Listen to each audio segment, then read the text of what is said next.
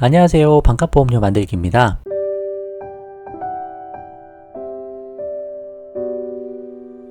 오늘은 지난 시간에 이어서 화재보험 저렴하게 잘 가입하는 방법 2편 영상 준비해 봤습니다. 지난 시간에 화재보험을 가입해야 되나 말아야 되나 그 부분에 대해서 좀 설명을 드렸었고, 웬만해서 보험료 부담 안 되시면 가입하시는 것도 좋겠다라고 말씀을 드렸죠. 오늘은 이제 화재보험 주요 용어에 대해서 좀 설명을 해볼 거고, 이 용어들이 좀 어려운 것들이 있습니다. 이해하시려면 좀 아셔야 돼서 그 설명을 좀 해보고, 그 다음에 화재보험 가입하는데 몇 가지 팁이 있어요. 이 팁을 잘 활용하는 게 되게 중요하겠다라는 생각이 들어서 이 부분 좀 강조해서 설명을 한번 해보도록 하겠습니다. 조금 어려워도 끝까지 잘 들어보시고 가입하실 때 잘 활용해 보시면 좋을 것 같아요. 시작해 보겠습니다. 화재보험에서 좀 특별하게 구분하고 기억해야 될 주요 용어들이 몇 개 있습니다. 첫 번째로 보험 가입 금액인데, 이거는 우리가 흔히 생각하는 보험 가입 금액이라고 보시면 되는데, 이 뒤에 좀 헷갈리는 용어가 있어서 구분을 할 필요가 있어서 한번 설명을 드려보는 거예요. 계약상 보상 최고 한도 금액이죠. 암보험 가입하면 암 진단비 3천만 원이다. 그게 보험 가입 금액인데, 화재보험에서는 이 비슷한 보험 가입이라는 게 뒤에 또 있습니다. 그래서 헷갈릴 수가 있어요. 전용 면적 30평짜리 아파트를 우리가 화재보험 가입한다고 쳤을 때 가입 금액이 이렇게 나와 있죠. 그럼 아파트에 건물에 대한 가입 금액이 있고 가재도구에 대한 가입 금액이 있습니다. 이렇게 건물, 가재도구 이렇게 나뉘어 있죠. 그럼 건물의 가입 금액이 어떻게 정하냐? 설계사들이 다 알아서 해주시는데, 기본적인 건 좀 알아야 돼가지고요. 지난 시간에도 잠깐 말씀드렸듯이 30평 아파트 화재가 나서 전소가 되어버리면 그 건물을 완전히 새로 다시 지어야 되잖아요. 평당 신축 건축비를 계산해서 그거를 전용 면적에 곱해서 가입 금액을 정하게 됩니다. 이 경우 30평짜리 아파트인데 한 400만원 곱하면 1억 2천 정도 되겠죠? 여기는 한 1억 1천 정도로 잡아주셨네요. 그리고 가재도구도 있을 거 아닙니까? 가재도구 금액도 한 30평 정도 아파트면 3천에서 5천 사이 정도 이렇게 넣어주십니다. 중요 물품도 많고 하면은 좀 넉넉하게 넣으셔도 되고, 보험료는 조금 올라갑니다. 근데 워낙 미세하니까 좀 충분히 넣으셔도 되시는 부분이라고 생각을 해요. 그래서 화재보험의 보험 가입 금액은 건물, 가재도구 이렇게 따로 해서 가입을 한다, 그렇게 보시면 되시고, 또 다른 증권사에서는 어떻게 나와 있냐면 이렇게 돼 있죠. 화재, 손해, 실손 보상, 건물 및 부속 설비로 돼 있고, 여기는 가재도구로 돼 있습니다. 아까 똑같은 30평짜리인데 여기는 1억 2천 넣어주셨죠. 그리고 여기는 가재도구 5천만원 정도 넣어주셨네요. 실손보상이라고 해서 내가 실제로 화재로 손해본 거 다 보상받는가 보다, 실비보험처럼 다 보상받는가 보다 생각하시면 큰 오산입니다. 뒤에 좀 설명을 해볼게요. 그 내용에 대해서. 그래서 보험가입 금액은 이 정도로 아시면 되실 것 같고, 두 번째가 이제 보험가액입니다. 이게 좀 헷갈리는데, 보험가액이란 용어가 있어요. 화재보험에서. 이 보험가액이 뭐냐면 법률상 보상 최고 한도 금액이라고 보시고, 이 보험가액 넘게는 보상이 지급되지가 않으세요. 보험 목적에 발생 가능한 최대 손해액이라고 해가지고 건물이 감가상각되는 걸 반영한 가액입니다. 그럼 아까 30평짜리를 1억 2천만 원의 보험 가입 금액으로 가입을 했더라도 이 건물에 화재가 난 시기에 그만큼 감가상각이 일어날 거 아니에요. 그냥 쉽게 예를 들어서 이 건물이 처음 지어지고 나서 40년 후에 멸실된다라고 봤을 때는 40년 동안 계속 나눠서 감가상각이 일어나겠죠. 땅이 아니고 이건 건물이니까요. 그래서 보험 가입은 예를 들어 20년 후에 화재가 났다라고 생각하시면 20년치 감가상각을 하는 겁니다. 그 이상을 지급하지 않겠다라고 하는 거예요. 그래서 1억 2천 실제로 가입했더라도 나중에 보상받는 거는 택도 없이 작은 금액으로 보상받을 수밖에 없다, 그런 개념으로 보시면 돼요. 그러면 보험가액은 제조달가액에서 감가상각을 뺀다라고 되어 있는데, 제조달가액이 뭐냐 보시면 보험 목적물과, 그러니까 내가 가입한 집이 되겠죠.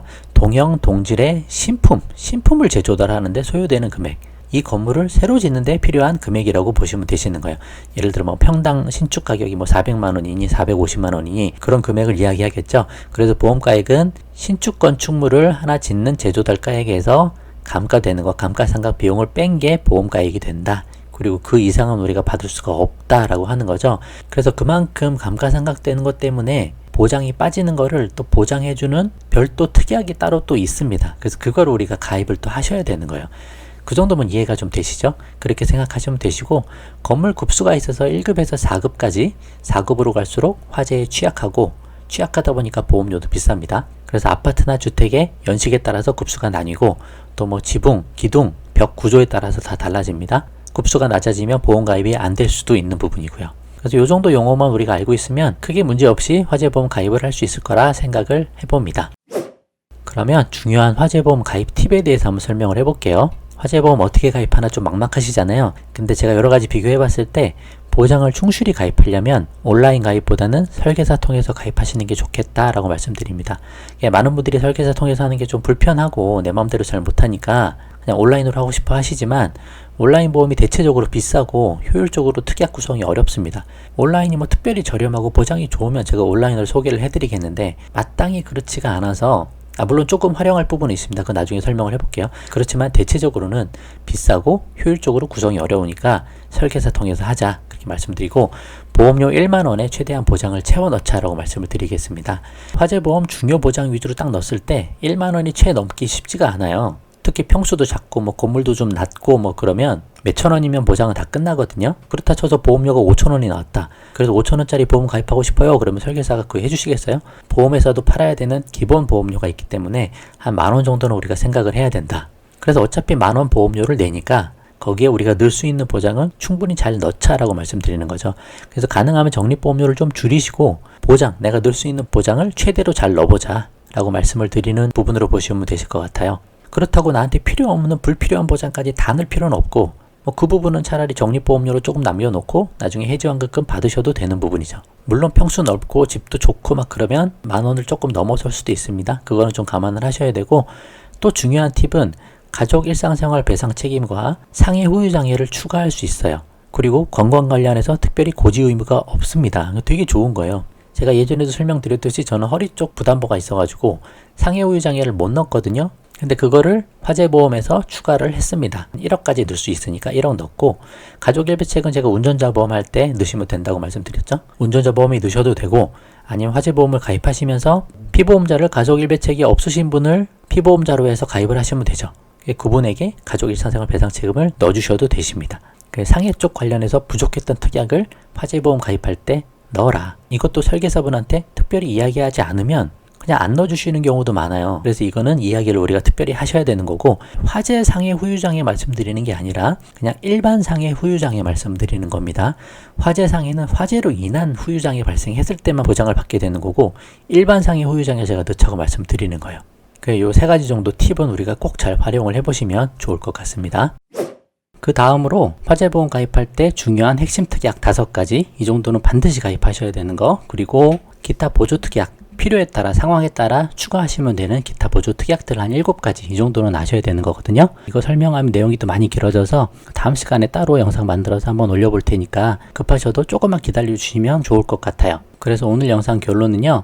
화재보험은 가능하면 설계사 통해서 하시는 게 좋다고 말씀드리고 가능한 대로 월 1만원 보험료 수준으로 거기서 보장을 최대로 하는 걸로 한번 생각을 해보시면 좋을 것 같고 가족 일상생활 배상 책임 그리고 상해 후유장애 특약을 여기서 추가를 하자. 그 정도 팁을 잘 기억하시고 아까 말씀드렸던 몇 가지 중요 용어 그것까지만 기억하시고 활용하시면 좋을 것 같습니다. 그럼 오늘 영상 여기까지만 하고요. 도움되셨으면 구독과 좋아요 부탁드리고 공유도 많이 부탁드립니다. 감사합니다. 마칠게요.